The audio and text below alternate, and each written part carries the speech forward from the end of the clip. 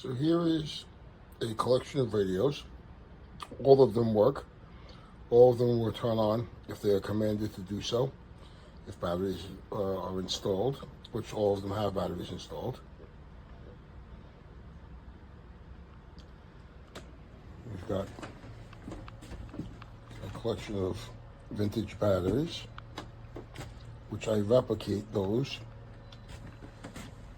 and install them in radios.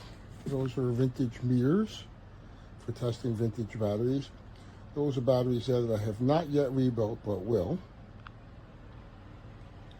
All of these radios as well. There's 36 of them and they all play.